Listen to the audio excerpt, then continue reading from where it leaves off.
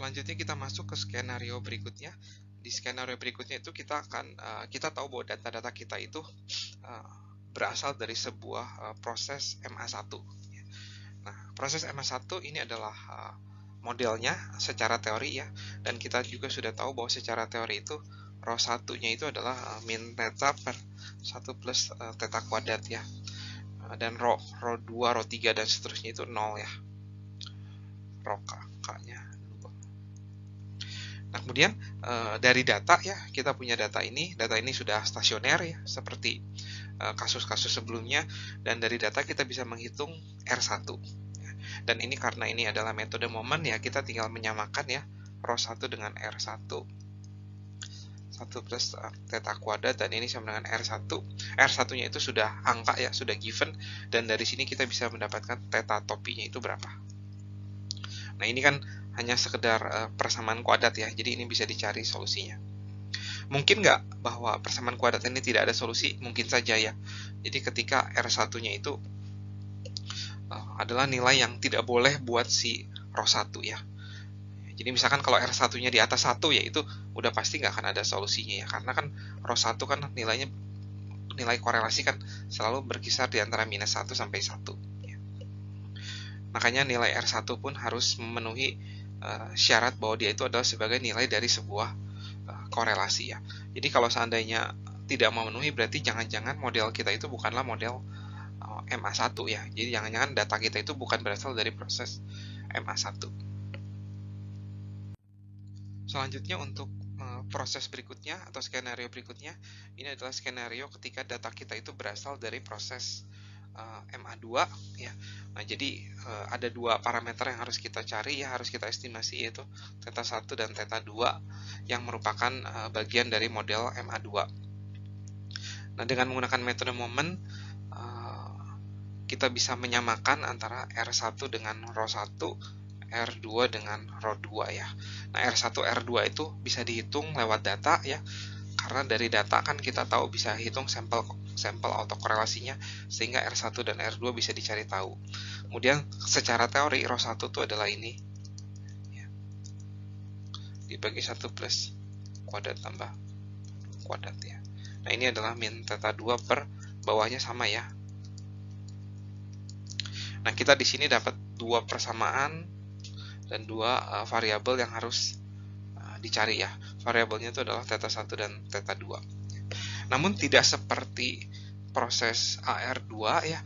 Dua persamaan ini tuh adalah persamaan non-linear ya. Oleh karena itu, untuk mendapatkan theta 1 dan theta 2 tidaklah semudah ketika kita mencari V1 dan V2, karena V1 dan V2 itu dua persamaannya itu adalah dua persamaan linear, namun ini persamaannya non-linear. Jadi mungkin kita harus menggunakan metode numerik ya, seperti metode Newton atau metode secant ya di sini, atau metode-metode numerik yang lain ya. Nah, oleh karena itu metode momen itu cukup banyak kekurangannya ya. Salah satunya tuh ini ya, karena kita berhadapan dengan persamaan nonlinear yang sulit untuk kita solve ya, untuk kita cari solusinya ya, theta 1, theta 2-nya. Kita lanjut ke skenario berikutnya. Kita tidak akan membahas lebih lanjut proses MAQ ya. Jadi kita hanya langsung karena kan proses MAQ akan mirip sama proses MA2 yang tadi ya. Kita akan menghasilkan Q buah persamaan nonlinear yang cukup sulit untuk diselesaikan secara analitik ya, harus pakai numerik. Jadi kita akan masuk ke skenario berikutnya, yaitu skenario jika si YT itu berasal dari proses ARMA 1,1. Nah, untuk itu kita harus mengestimasi dua parameter ini ya, V dan theta ini ya. Jadi ada dua parameter yang kita harus estimasi. Nah, kemudian secara teori kita harus tahu dulu bahwa rho 1-nya itu adalah ini, sudah saya tulis ini ya. Nah, rho 2-nya itu sebenarnya adalah secara rekursif bisa dicari lewat rho 1 ya, yaitu V dari rho 1. V dikali rho 1. Rho 3 pun sama ya. V dikali rho 2 ya, dan seterusnya. Dan karena ada dua parameter yang akan kita cari, kita cukup menggunakan V1 dan rho 1 dan rho 2 saja gitu ya. Kemudian dari data kita punya Y1, Y2 dan seterusnya. sampai YN. Nah, seperti biasa dari data kita hitung R1 dan R2 ya. Kita cukup hitung 2 buah sampel autokorelasi, dan di sini dari persamaan yang ini nih, persamaan yang ini saya namanya persamaan 1 ya. Persamaan 1 dan persamaan 2 dengan persamaan 2 tuh kita menyamakan aja langsung R1 sama dengan ρ 1, R2 sama dengan ρ 2 ya, sehingga kita bisa mendapatkan persamaan seperti ini. Dan dari sini kita bisa mendapatkan estimasi dari V top P itu adalah R2 per R1 ya. Ya, cukup mudah ya. Kemudian dengan persamaan 1 ya kita bisa V top P-nya kan kita sudah tahu ya. Terus ρ 1-nya itu sekarang menjadi R1 ya, 1 min theta. Ini V top P-nya sudah diketahui, dibagi 2 V top P theta plus theta kuadrat. V top P sudah berupa angka, R1 pun sudah angka, ya harusnya ini adalah persamaan kuadrat yang tidak sulit untuk dicari ya, sehingga kita bisa mendapatkan theta top P-nya itu berapa, bisa dicari. Nah, ini adalah sebuah ide dasar untuk mencari V dan theta jika si YT itu berasal dari proses, jika data-data kita ya berasal dari proses ARMA 1,1 dengan menggunakan metode momen. Semoga cukup jelas ya. Kita masih di subbab metode momen. Jadi di dalam metode momen ini kita sebenarnya tidak hanya mengestimasi parameter dari model ya. Jadi parameter dari model itu adalah V1, V2 dan seterusnya sampai VP, dan theta 1, theta 2 sampai theta Q ya. Jika model kita itu adalah model ARMA P, Q. Nah, parameter-parameter ini bukanlah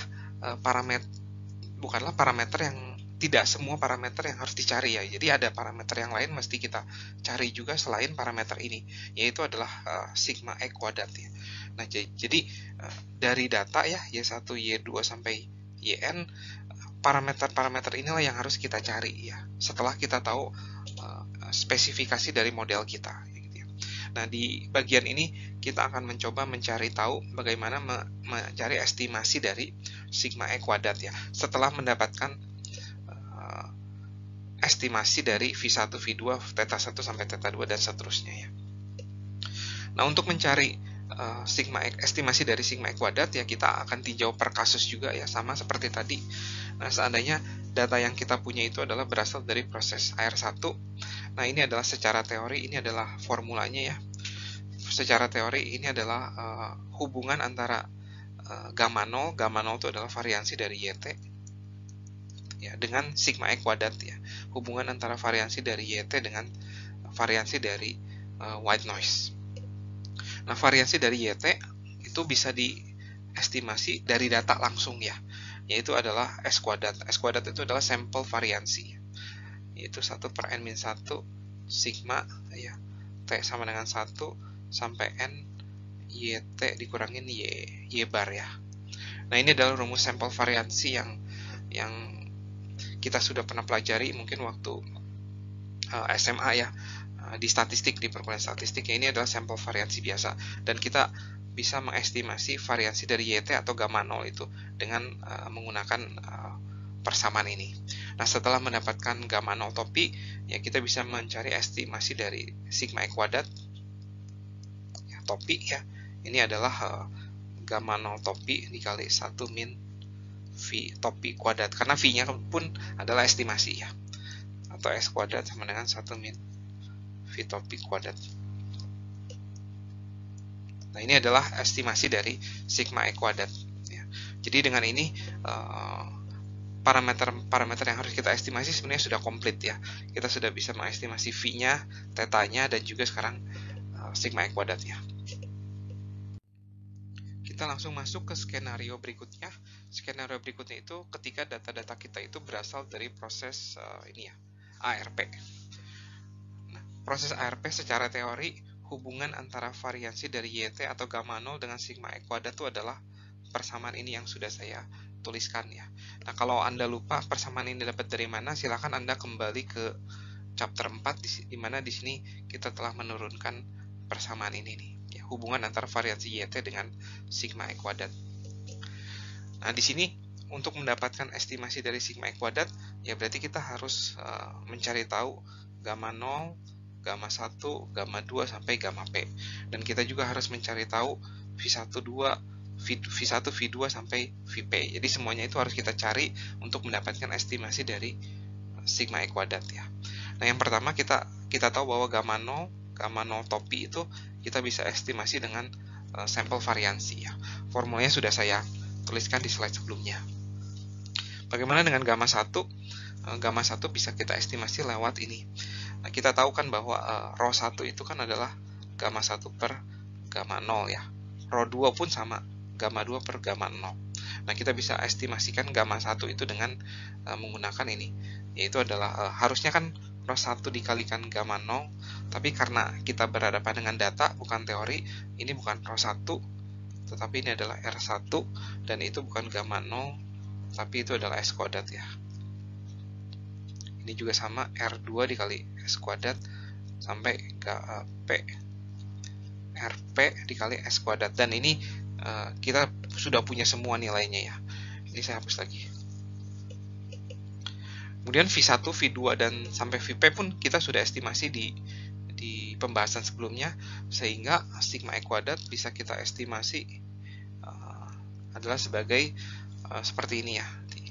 Gamma 0 topi dikurangin ya, ini semuanya saya kasih kurung V1 topi, gamma 1 topi, dan seterusnya sampai Vp topi, gamma P topi ya. Nah, ini mungkin saya sederhanakan ya. Karena kan gamma 0 tuh mengandung S kuadrat ya, ini S kuadrat min V1 topi, ini S kuadrat kali R1 ya. Vp R kuadrat, S kuadrat dikali RP ya. RP ya. Dan S kuadratnya bisa saya keluarkan karena semua suku mengandung S kuadrat, sehingga saya mendapatkan ini ya. V1 topi R1, V2 topi R2, Vp topi RP. Nah, ini adalah estimator dari sigma E kuadrat jika data kita berasal dari proses ARP.